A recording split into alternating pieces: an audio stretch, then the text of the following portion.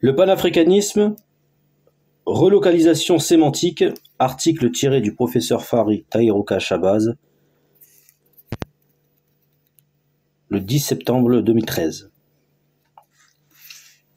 L'un des mérites de notre époque est d'avoir dépassé l'opposition jadis irréductible, et sur laquelle butaient tous les savants entre science et politique.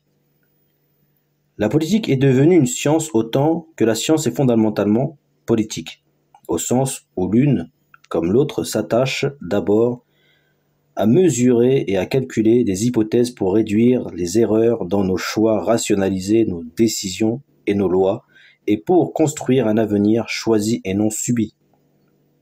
C'est pour cette raison qu'il convient de corriger toute forme de séparation radicale entre la science et l'art de conduire les affaires de la cité. C'est que politique et science ont ici une seule et même préoccupation. Citation tirée de Grégoire Biogo dans Omar Bongo Ondimba l'Insoumis, page 9. Fin de citation. Dans une précédente communication, nous avions apporté un certain éclairage sur la compréhension de la révolution dans la doctrine Shabazia. Cette perception, cette acception qui nous est propre, fait de cette notion non pas un germe, comme se l'imaginent les 85%, mais un fruit.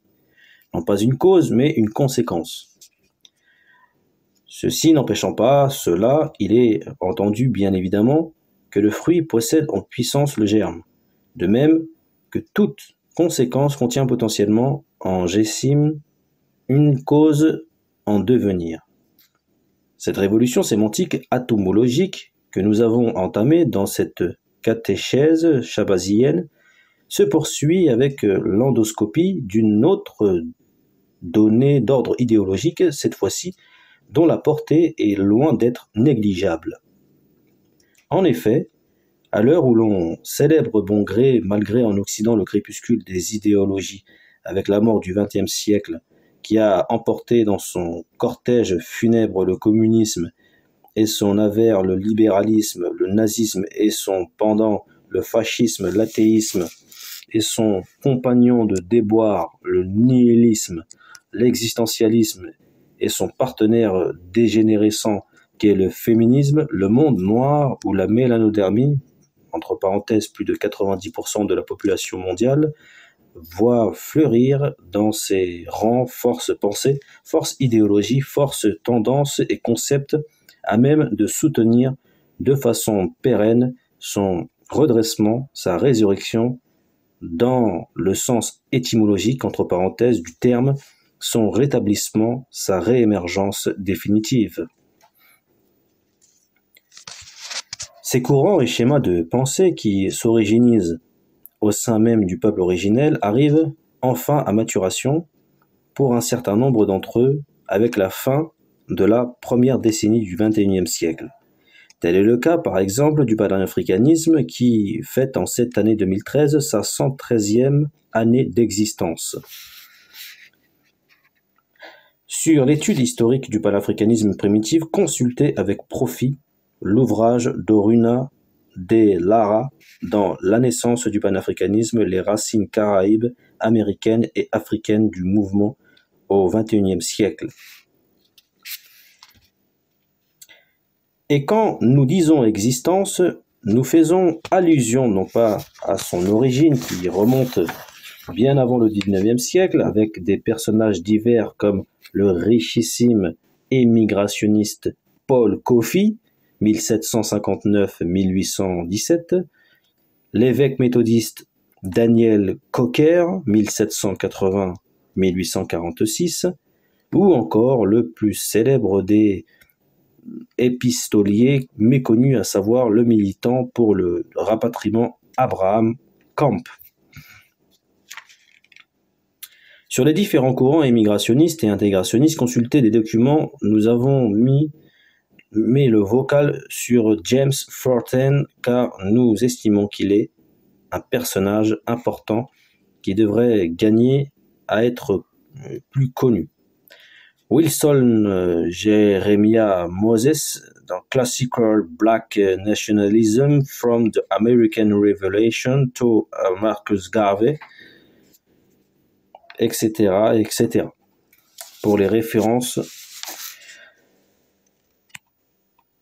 Mais à son commencement, son officialisation, sa manifestation physique, sa sortie du bois secret qui s'est traduite par l'organisation en 1900 au Westminster Town Hall, donc avec l'autorisation de l'archevêque de Londres, de la première conférence internationale de l'Association Africaine, fondée en 1897, présidée par l'avocat trinidadien Henry Sylvester Williams, 1869-1911, qui, de l'avis de nombreux historiens sérieux, dont Fulbert Sasso Atisso, fut l'inventeur du terme panafricanisme.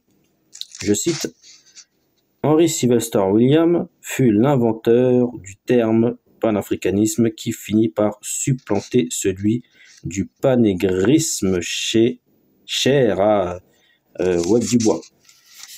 Fin de citation. Fulbert Sasso Atisso de l'unité africaine de Nkrumah à l'Union africaine de Kadhafi, page 66, édition Le Propos se retrouve également chez Cécile Laronce qui lui attribue la paternité du terme. On considère que c'est lui, Henry Sylvester Williams, qui introduit le concept de panafricanisme. À la suite de ce coup d'envoi, virent jour 5 congrès panafricains, dont celui de 1919, 1921, 1927, 1937 et 1945, où se succédèrent à leur tribune d'illustres noms comme ceux de Webb Dubois, de Blaise Ndiaye, de Georges Padmore, et bien d'autres encore tombés dans la confidentialité de l'histoire, mais dont l'apport pour cette lutte est on ne peut plus estimable.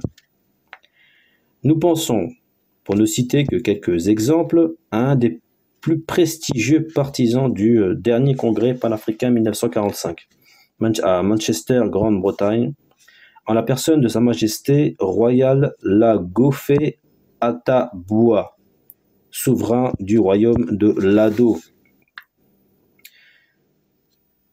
Pour information, ce royaume de Lado et son souverain, Sa Majesté Lagofé Ataboua, sont sommairement traités dans cet ouvrage de Maout Achiek Mash Garak dans Integration and the Fragmentation of the Southern and African Renaissance. Pour la référence, en Afrique centrale. Et dont la capitale, Arua, fut la première capitale du panafricanisme. Il avait notamment pour secrétaire général Kwame Nkrumah et pour secrétaire général adjoint Jomo Kenyatta, dont l'histoire retiendra leur contribution décisive dans le combat contre le colonialisme occidental.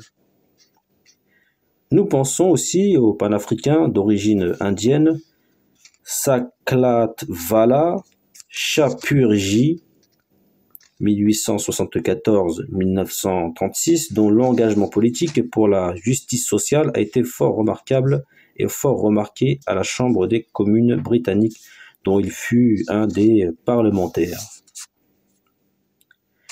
Plus de 110 ans après cet événement majeur, conférence de l'Association africaine, dans l'histoire de la mélanodermie, il nous apparaissait urgent de diriger à nouveau les projecteurs sur cet idéal, cette idée fondatrice, cette pensée galvanisatrice qu'est le panafricanisme.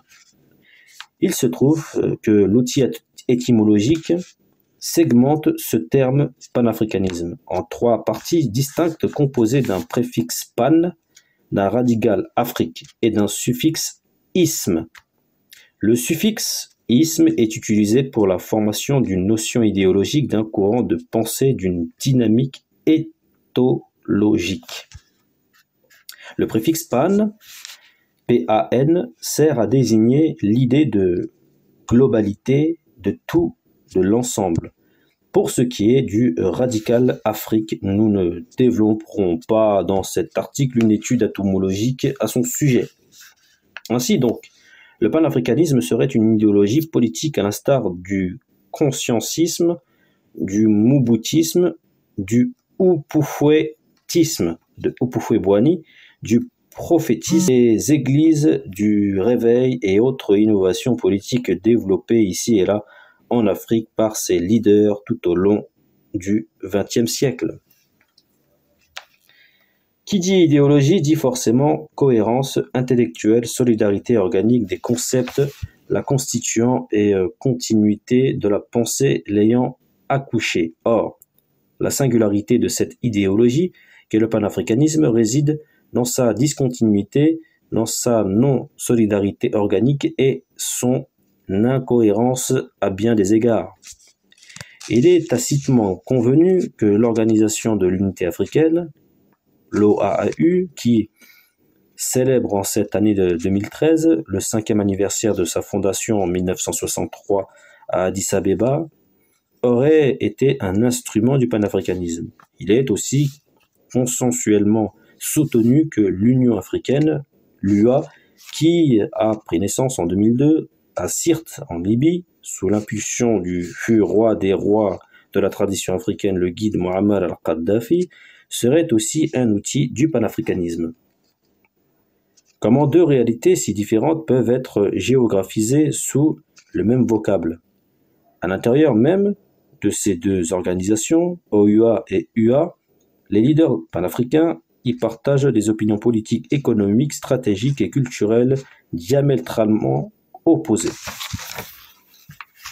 Quelle solidarité organique entre un Wade, Abdoulaye Wade, qui se dit panafricain, et un Kadhafi, qui se définissait comme panafricain. Quelle cohérence intellectuelle entre un Rawlings, qui appliqua au Ghana le libéralisme économique, et un Nyerere qui adopta la doctrine économique socialisante pour la Tanzanie. Pourtant, les deux se réclament du panafricanisme. Quelle continuité culturelle entre un Boganda qui invite à une république latino-centrafricaine et un Attaboua défenseur d'un régime royaliste. Pourtant, ils sont tous deux des figures marquantes du panafricanisme dans la région de l'Afrique équatoriale. Quel rapport entre un Garvey, l'immigrationniste, et Dubois, l'intégrationniste? Pourtant, les deux sont deux monuments incontournables du panafricanisme. Ainsi, l'on comprend que les échecs successifs des différentes institutions, des différents programmes et tentatives à caractère panafricain trouvent un de leurs points faibles majeurs, une de leurs fragilités névralgiques, une de leurs inconsistances éliminatoires, une de leurs instabilités déséquilibrantes, non pas forcément dans le manque d'épaisseur de leur porte-étendard, mais dans le cœur même du panafricanisme. Ce ne sont pas forcément les hommes qui ont failli, mais plus justement leur idéologie qui, à notre sens, était inappropriée. De la même manière que dans la première moitié du XXe siècle, une partie du monde a considéré le marxisme comme un outil idéologique, philosophique, politique, culturel, militaire, au service de la lutte des classes. Le panafricanisme se doit d'être un outil pour la réémergence, le redressement, la résurrection du peuple originel.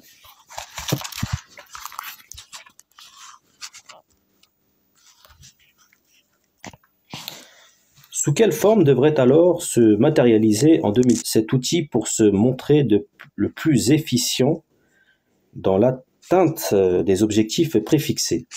Formulé différemment, l'on pourrait dire quelle forme le panafricanisme ne devrait-il plus adopter pour le bien de la dynamique de l'histoire des Africains?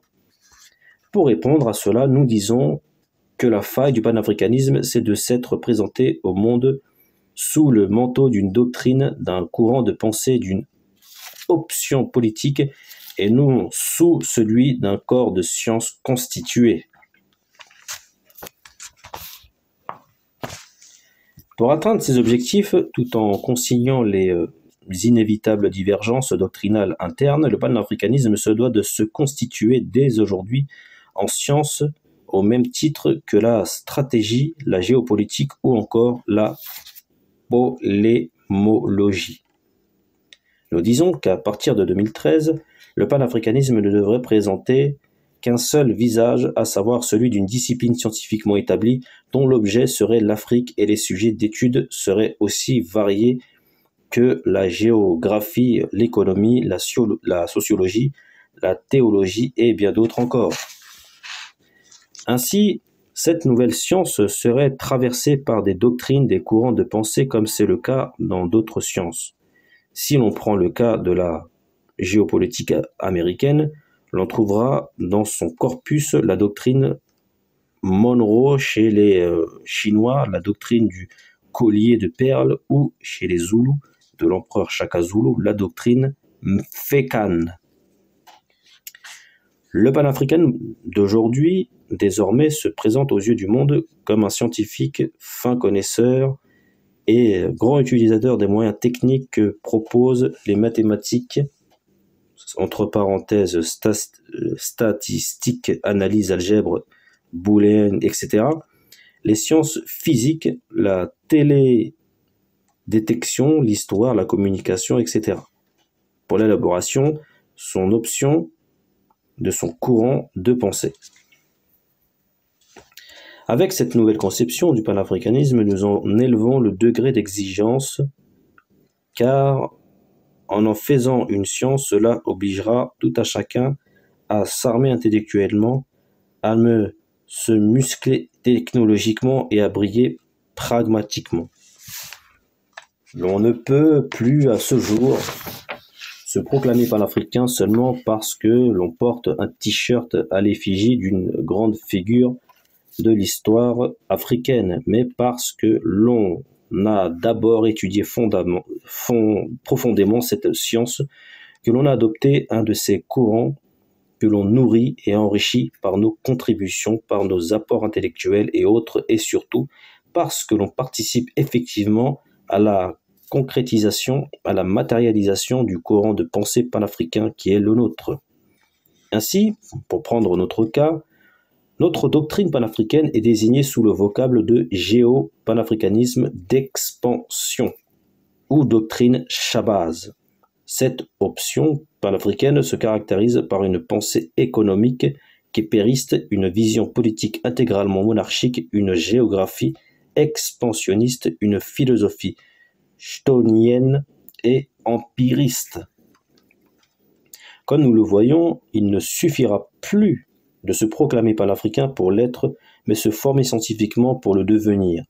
Du coup, l'invite du feu professeur Cheikh Anta Diop prend tout son sens quand il nous disait « armez-vous de science jusqu'aux dents ». En somme, ce qu'il dit pourrait se traduire par « armez-vous de la science panafricaine jusqu'aux dents ». Il est donc temps que les écoles du panafricanisme se structurent pour dégager leurs doctrines respectives, former leurs scientifiques, mettre en pratique leur vision panafricaine.